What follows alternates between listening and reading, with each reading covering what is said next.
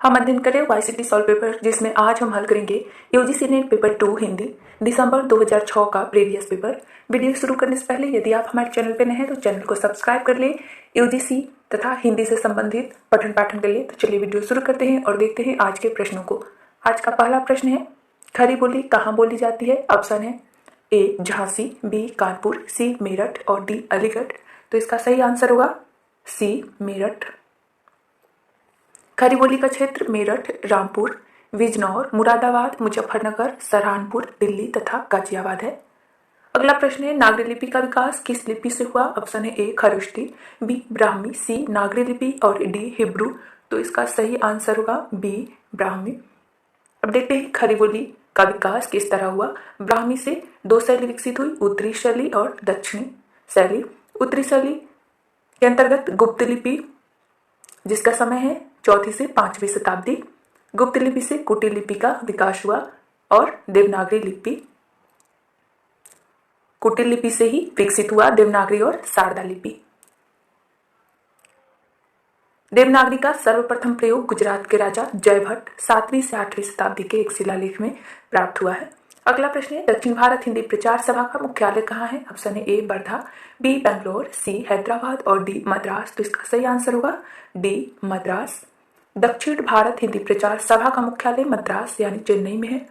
इसकी स्थापना महात्मा गांधी द्वारा सन 1927 ईस्वी में दक्षिण भारत में हिंदी प्रचार प्रसार के लिए किया गया था। दक्षिण भारत हिंदी प्रचार सभा का पूर्व नाम हिंदी साहित्य सम्मेलन था। अगला प्रश्न है, गोस्वामी गोकुलनाथ द्वारा लिखित ग्रंथ का नाम है। ऑप्शन है ए ज्ञान मंजरी, बी हितोपदेश, सी भुवन दीपिका और डी 84 वैष्णवों की वार्ता। तो इसका सही आंसर होगा डी 84 वैष्णवन की वार्ता। गोस्वामी गोकुलनाथ द्वारा 84 वैष्णवन की वार्ता तथा 252 वैष्णव की वार्ता है। अगला प्रश्न है, आलाखंड का रचयिता कौन है? ऑप्शन है ए चंद्रबरदाई, बी जगनिक, सी नरपतिनाल और डी अब्दुल हसन। तो इसका सही आंसर होगा बी जगनिक। जगनिक परमाल रासो, उसी को आलाखंड के नाम से भी जाना जाता है, की रचना 1230 ईस्वी में की। पृथ्वीराज रासो 1192 ईस्वी में चंद्रबरदाई, विसल देव रासो 1212 ईस्वी में नरपतिनाल और संदेश रासक 12वीं से 13वीं शताब्दी में अब्दुल रहमान। अगला प्रश्न है, इनमें से कौन आलवार महिला संत है? ऑप्शन है ए आंडाल, बी अजका मासी, सी सहजोबाई और डी मीराबाई। तो इसका सही आंसर होगा ए अंडाल। आलवार संत दक्षिण के वैष्णव संत है, इनकी संख्या 12 है। अंडाल दक्षिण के आलवार महिला संत है, जबकि सहजोबाई तथा मीराबाई उत्तर भारत की महिला संत कवि है। अगला प्रश्न है, तुलसीकृत कृष्ण काव्य कौन सा है? ऑप्शन है ए कृष्णायन, बी कृष्णचरित, सी कृष्ण चंद्रिका और डी कृष्ण गीतावली। तो इसका सही आंसर होगा डी कृष्ण गीतावली। कृष्ण गीतावली तुलसीदास जी का कृष्ण काव्य पर रचित ग्रंथ है। कृष्णायन 1943 में द्वारिका प्रसाद मिश्र का महाकाव्य है। अगला प्रश्न है, प्रभु जी तुम चंदन हम पानी किसकी पंक्ति है? ऑप्शन है ए संत दादू दयाल, बी रैदास, सी संत पीपा और डी संत पलटू दास। तो इसका सही आंसर होगा बी रैदास। इसी तरह से मीराबाई की प्रसिद्ध पंक्ति है, घायल की गति घायल जाने और न जाने कोई। अगला प्रश्न है, इनमें से कौन रीतिबद्ध नहीं है? ऑप्शन है ए मतीराम, बी केशव, सी घनानंद और डी चिंतामणि। तो इसका सही आंसर होगा सी घनानंद। रीतिकाल के रीतिबद्ध काव्य धारा के कवि है केशव 1555 ईस्वी, सेनापति जसवंत सिंह 1626 ईस्वी, मतीराम 1617 ईस्वी, देव 1673 ईस्वी, भिखारीदास और पद्माकर 1653 ईस्वी। रीतिकाल के मुक्त काव्यधारा के कवि है शेख आलम, घनानंद, बोधा, ठाकुर, द्विजदेव और रीतिकाल के सिद्ध काव्यधारा के कवि है बिहारी लाल। अगला प्रश्न है, कौन सा लेखक भारतेंदु मंडल का नहीं है? ऑप्शन है ए प्रताप नारायण मिश्र, बी बालकृष्ण भट्ट, सी प्रेम घन और डी श्रीधर पाठक। तो इसका सही आंसर होगा डी श्रीधर पाठक। भारतेंदु एवं उनका मंडल भारतेंदु हरिश्चंद्र, बद्रीनारायण चौधरी प्रेमघन, प्रताप नारायण मिश्र, ठाकुर जगमोहन सिंह, नवनीत चतुर्वेदी, अंबिका दत्त व्यास, राधाकृष्ण दास आदि हैं, जबकि श्रीधर पाठक द्विवेदी युगीन स्वच्छंदतावादी कवि थे। अगला प्रश्न है, एक भारतीय आत्मा नाम से कविता की रचना की option A Maithili Sharan Gupt, B Makhanlal Chaturvedi, सी सोहनलाल द्विवेदी ने और डी बालकृष्ण शर्मा नवीन ने। तो इसका सही आंसर होगा बी माखनलाल चतुर्वेदी ने। एक भारतीय आत्मा कविता माखनलाल चतुर्वेदी की रचना है। माखनलाल चतुर्वेदी का उपनाम भी एक भारतीय आत्मा है। सन 1963 ईस्वी में इन्हें पद्म भूषण की उपाधि से सम्मानित किया गया। बालकृष्ण शर्मा नवीन का उपनाम नवीन है और मैथिली शरण गुप्त का उपनाम मधु, राष्ट्र कवि और रसी केंद्र है। अगला प्रश्न है, इनमें कौन सा नाम सही है? ऑप्शन है ए पहला तार सप्तक, बी दूसरा तार सप्तक, सी तार सप्तक और डी तीसरा तार सप्तक। तो इसका सही आंसर होगा सी तार सप्तक। तार सप्तक 1943, दूसरा तार सप्तक 1951, तीसरा तार सप्तक 1959 और चौथा तार सप्तक 1979। इन सभी सप्तकों का संपादन सच्चिदानंद हीरानंद बादशाह अज्ञे ने किया। अगला प्रश्न है, प्रपद्यवाद किसका पर्याय है? ऑप्शन है ए नई कविता, बी नकेनवाद, सी अकविता और डी प्रयोगवाद। तो इसका सही आंसर होगा बी नकेनवाद। नकेनवाद का दूसरा नाम प्रपद्यवाद है, जिसका जो है 1956 में प्रवर्तन हुआ, नलिन बिलोचन शर्मा ने किया। बिहार के 3 कवि नलिन बिलोचन शर्मा, केसरी कुमार और नरेश के नाम के प्रथम अक्षरों को आधार मानकर नकेन बनता है। अगला प्रश्न है, अज्ञे की कौन सी रचना यात्रा पर आधारित है? ऑप्शन है ए एक बूंद सहसा उछली, बी आत्मनेपद, सी बाबराहेरी और डी जयदोल। तो इसका सही आंसर होगा ए एक बूंद सहसा उछली। अज्ञे 1911 में जन्म हुआ इनका और इनकी रचनाएं हैं अरे अयावर याद रहेगा 1953, एक बूंद सहसा उछली 1960 में प्रकाशित, दोनों यात्रा साहित्य। आत्मनेपद 1960 में प्रकाशित आलोचना है। बाबराहेरी 1954 में प्रकाशित काव्य संग्रह है। जयदोल 1951 में प्रकाशित कहानी संग्रह है। अगला प्रश्न है, कौन सी रचना शमशेर बहादुर सिंह की है? ऑप्शन है ए पीली छतरी वाली लड़की, बी पीली रात, सी पीली आंधी और डी एक पीली शाम। तो इसका सही आंसर होगा डी एक पीली शाम। एक पीली शाम शमशेर बहादुर का कविता है। पीली छतरी वाली लड़की 2001 में प्रकाशित उदय प्रकाश का कहानी संग्रह है और पीली आंधी 1996 में प्रकाशित प्रभा खेतान का उपन्यास है। अगला प्रश्न है, कटरा बी आरजू किसकी रचना है? ऑप्शन है ए असगर वजाहत, बी गुलशेर खां सानी, सी राही मासूम रजा और डी अब्दुल बिस्मिल्लाह। तो इसका सही आंसर होगा सी राही मासूम रजा। राही मासूम रजा के उपन्यास है आधा गांव 1966, टोपी शुक्ला 1969, हिम्मत जौनपुरी 1969, ओस की बूंद 1973, सीन 75 1977, कटरा बी आरजू 1978, असंतोष के दिन 1985 और नीम के पेड़ 2003। गुलशेर खां शानी के उपन्यास है काला जल 1965, कस्तूरी 1964, पत्थरों में बंद आवाज 1964, साल बनों का द्वीप 1967, नदी और सीपियां 1970, एक लड़की की डायरी 1973, फूल तोड़ना मना है 1980, सांप और सीढ़ी 1983।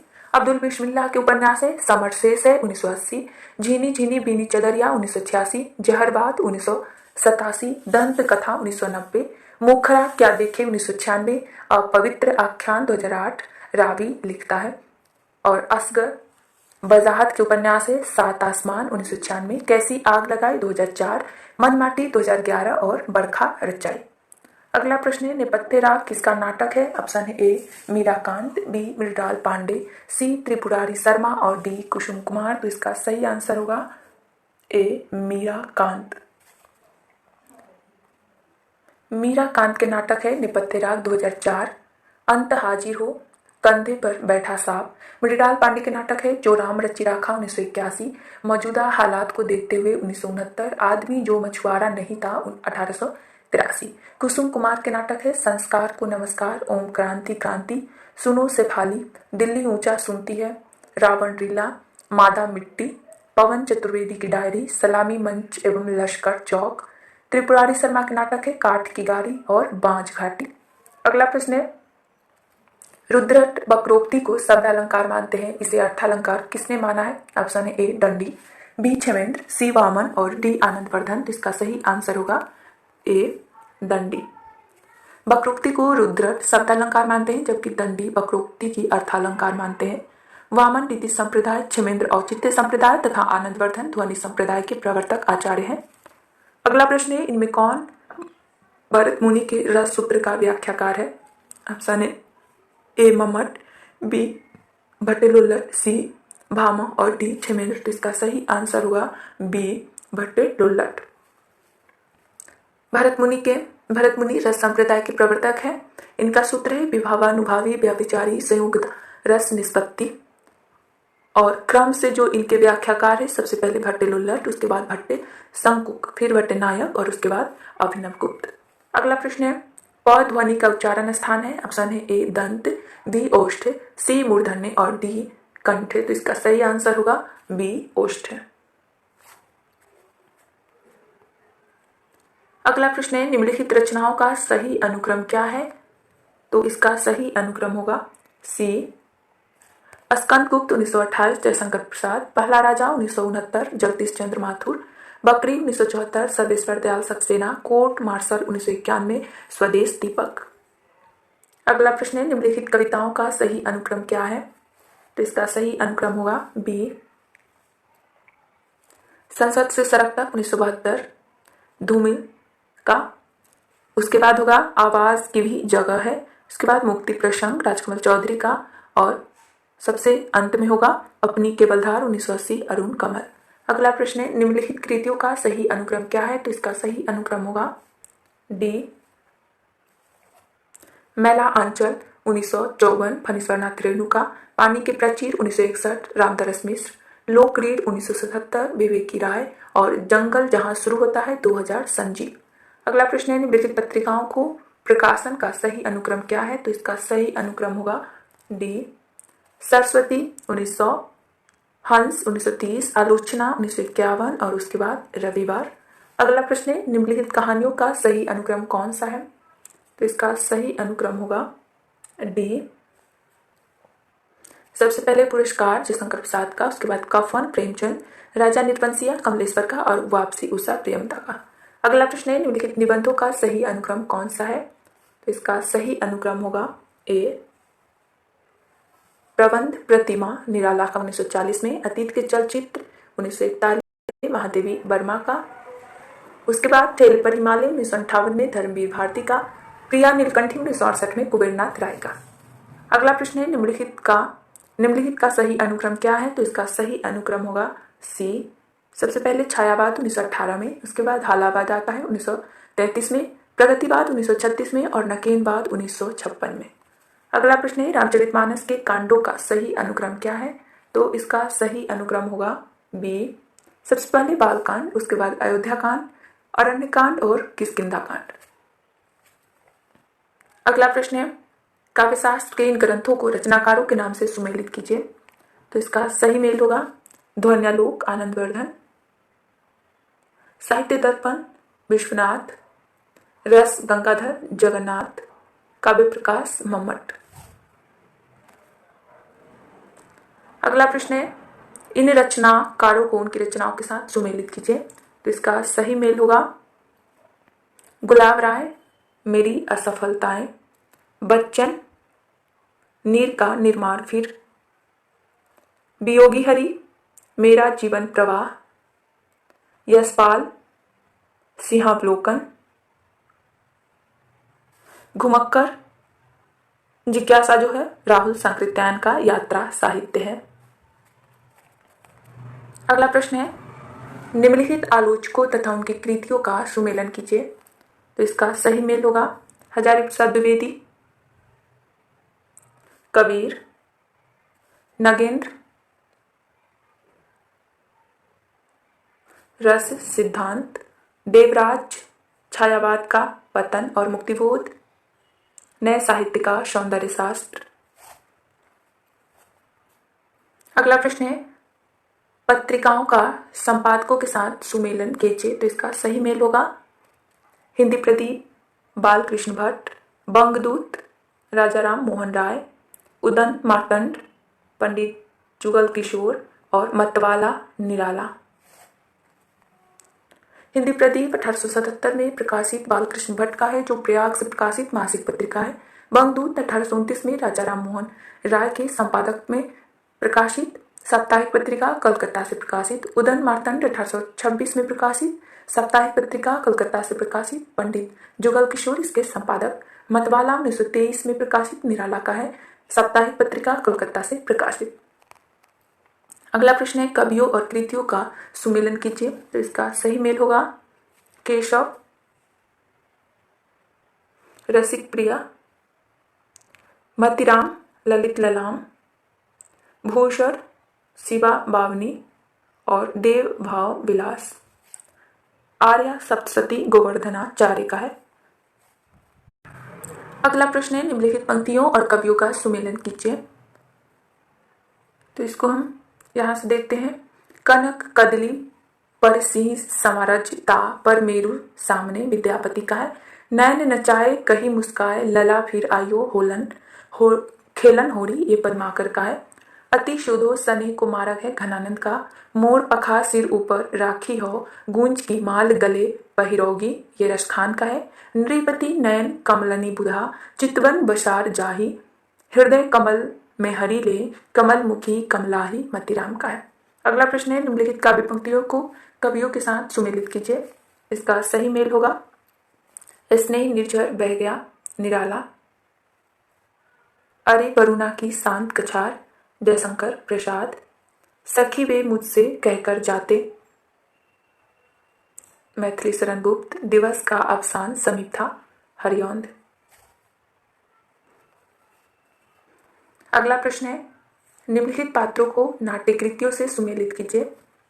इसका सही मेल होगा स्कंद गुप्त, प्रपंच बुद्धि, कोणार्क, विषु, आषाढ़ का एक दिन, विलोम, सूर्य की पहली किरण से सूर्य की अंतिम किरण तक, सिलवती।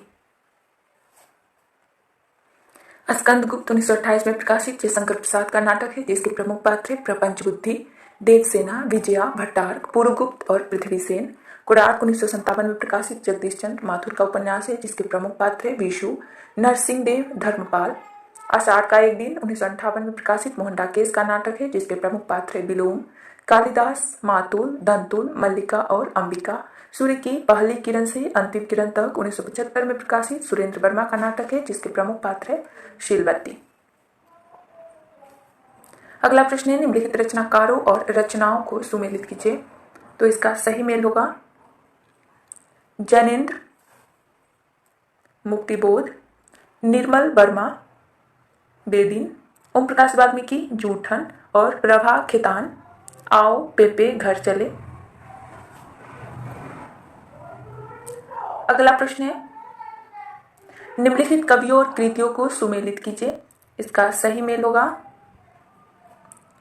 सुमित्रानंदन पंत, स्वर्णधुली, जयशंकर प्रसाद, लहर, निराला, अर्चना, हरिवंश राय बच्चन, एकांत संगीत। स्वर्णधुली 1947 में प्रकाशित सुमित्रानंदन पंत का काव्य है। लहर 1933 में प्रकाशित जयशंकर प्रसाद का। अर्चना 1950 में प्रकाशित निराला का। एकांत संगीत 1939 में प्रकाशित हरिवंश राय बच्चन का। बाबरा हेरी 1954 में प्रकाशित अज्ञे का काव्य है। अगला प्रश्न है 39 से 43 नंबर प्रश्न जो है गाद्यांश पर आधारित है। तो हम पहले गाद्यांश को देखते हैं फिर प्रश्नों को देखेंगे। शासन की पहुंच प्रवृत्ति और निवृत्ति की बाहरी व्यवस्था तक ही होती है, उनके मूल या मर्म तक उनकी गति नहीं होती। भीतरी या सच्ची प्रवृत्ति निवृत्ति को जागृत रखने वाली शक्ति कविता है जो धर्म क्षेत्र में शक्ति भावना को जगाती है। भक्ति धर्म की रसात्मक अनुभूति है, अपने मंगल और लोक के मंगल का संगम उसी के भीतर दिखाई पड़ता है। इस संगम के लिए प्रकृति के क्षेत्र के बीच मनुष्य को अपने हृदय के प्रसार का अभ्यास करना चाहिए। जिस प्रकार ज्ञान नरसत्ता के प्रसार के लिए है उसी प्रकार हृदय भी रागात्मिका वृत्ति के प्रसार के बिना विश्व के साथ जीवन का प्रकृति सामंजस्य घटित नहीं हो सकता। जब मनुष्य के सुख और आनंद का मेल शेष प्रकृति के सुख सौंदर्य के साथ हो जाए तब उसकी रक्षा का भाव दृढ़ गुल्म वृक्ष लता पशु पक्षी कीट पतंग सबकी रक्षा के भाव के साथ समन्वित हो जाएगा। तब उसके अवतार का उद्देश्य पूर्ण हो जाएगा और वह जगत का सच्चा प्रतिनिधि हो जाएगा। काव्य योग की साधना इसी भूमि पर पहुंचाने के लिए है। प्रश्न है भक्ति किसे कहते हैं? तो इसका सही आंसर होगा डी, धर्म की रसात्मक अनुभूति को। अगला प्रश्न है, अपने मंगल और लोक मंगल के संगम के लिए मनुष्य को अपने हृदय के प्रसार का अभ्यास कहाँ करना चाहिए? तो इसका सही आंसर होगा बी, प्रकृति के क्षेत्र में। अगला प्रश्न है, शासन की पहुंच कहाँ तक होती है? तो इसका सही आंसर होगा ए, प्रवृत्ति निवृत्ति की बाहरी व्यवस्था तक। अगला प्रश्न है, किस वृत्ति के प्रसार से संसार के साथ जीवन का प्रकृति सामंजस्य घटित होता है? तो इसका सही आंसर होगा सी, रागात्मिका वृत्ति के प्रसार से। अगला प्रश्न है, धर्म के क्षेत्र में भक्ति भावना किससे जागती है? तो इसका सही आंसर होगा डी, कविता शक्ति से। अगला प्रश्न 44 से 50 नंबर जो प्रश्न है कथोपकथन पर आधारित है। स्थापना और तर्क। स्थापना है, मिथक मानव इतिहास को समझने का द्वार है। तर्क है, क्योंकि यह इतिहास की भांति तथ्यात्मक होते हैं। तो इसका सही कूट होगा डी, स्थापना और तर्क दोनों गलत है, क्योंकि मिथक समाज में व्याप्त एक कल्पना है जिसका पालन हमारा समाज करता है। भूतकाल में हमारे पूर्वजों द्वारा जो नियम कानून अथवा लोक प्रथाओं का प्रारंभ हुआ है उसी को मिथक कहते हैं। मिथक का कोई साक्ष्य प्रमाण नहीं मिलता है। मिथक काल्पनिक होता है। मिथक हर समाज और देश का अलग अलग होता है। मिथक काल्पनिक होता है, तथ्यात्मक नहीं होता। अगला प्रश्न है, स्थापना है, पश्चिम के नए ज्ञानोदय ने बहुस्तरीय वर्चस्ववाद को बढ़ावा दिया। तर्क है, उसी कारण साहित्य में विकेंद्रीकरण का प्रवृत्ति बढ़ी। तो इसका सही कूट होगा सी, स्थापना और तर्क दोनों सही है। अगला प्रश्न है, स्थापना है, रहस्यवाद की कविताओं में सबसे अधिक विरक्तिजनक दो बातें होती है, भाव में सच्चाई का अभाव और व्यंजना की कृत्रिमता। तर्क है, क्योंकि भाव का संबंध विशुद्ध अध्यात्म से होता है। तो इसका सही कूट होगा बी, स्थापना और तर्क दोनों गलत है, क्योंकि रहस्यवाद की कविताओं में धर्म दर्शन को स्वीकार किया गया है। रहस्यवाद के अंतर्गत आने वाली रचनाएं में शब्द कला, वासनात्मक प्रयोगार, वेदना, विवृति, सौंदर्य, संघटन, मधुरचार्य, अतृप्ति, व्यंजना इत्यादि की अधिकता रहती है। रहस्यवाद में भाव मन से जुड़े होते हैं। अगला प्रश्न है, स्थापना है, साधारणीकरण की अव्यवस्था में सामाजिक या दर्शक भाव मुक्त होकर एकाग्र चित्त से रस का अनुभव करता है। तर्क है, इसीलिए पश्चिमी नाट्य चिंतक वृत्तक ने भी इस बात का समर्थन किया। तो इसका सही कूट होगा बी, स्थापना और तर्क दोनों सही है। रस में साधारणीकरण की अवधारणा सर्वप्रथम भट्टनायक ने प्रस्तुत किया। साधारणीकरण की अवस्था में सामाजिक या दर्शक भाव से मुक्त होकर रस की अनुभूति करता है। रस सूत्र के व्याख्याता भारतीय काव्यशास्त्रीय भरत मुनि है। अगला प्रश्न है, स्थापना है, कला सौंदर्य का विधान करती है। तर्क है, कविता में असुंदर और कुरूप वस्तुओं का वर्णन भी कलात्मक सौंदर्य के अंतर्गत आता है। तो इसका सही कूट होगा सी, स्थापना और तर्क दोनों गलत है। कविता में काल्पनिकता, यथार्थवाद, विसंगति आदि का वर्णन रहता है। कविता में असुंदर और कुरूप वस्तुओं को अलंकार, रस, छंद आदि का प्रयोग काव्य वर्णन में कलात्मकता सौंदर्य के अंतर्गत आता है। कला ही सौंदर्य का निर्माण करती है। कला द्वारा किसी भी वस्तु को सौंदर्य में बनाया जा सकता है। अगला प्रश्न है, स्थापना है, श्लेष्ठ यानी अर्थवाची शब्दों के द्वारा अनेक अर्थ के अभिमान में शब्द श्लेष अलंकार होता है। तर्क है, क्योंकि इसमें सार्थक अथवा निरर्थक शब्दों की आवृत्ति होती है। तो इसका सही कूट होगा बी, स्थापना गलत और तर्क सही है, क्योंकि श्लेष का अर्थ चिपकना, मिलना अथवा संयोग। जहां एक शब्द के अनेक अर्थ चिपके रहते हैं वहां अनेकार्थी शब्दों के द्वारा अनेक अर्थों का भी ज्ञान होता है। श्लेष अलंकार में सिर्फ सार्थक शब्दों का ही आवृत्ति होती है। अगला प्रश्न है, स्थापना है, जो सभ्यता बढ़ती गई त्यों मनुष्य की ज्ञान सत्ता बुद्धि व्यवसायत्मक होती गई। तर्क है, क्योंकि इसमें भावसत्ता का अभाव है। तो इसका सही कूट होगा बी, स्थापना सही और तर्क गलत है, क्योंकि मानव का विकास उसकी बुद्धि ज्ञान पर निर्भर करती है। जैसे जैसे सत्यता अर्थात सत्य का प्रभाव बढ़ता है वैसे वैसे मनुष्य की ज्ञान सत्ता में बढ़ोतरी होती है। विकासात्मक प्रक्रिया के तहत होती है। भावसत्ता की वृद्धि वहां होती है जहां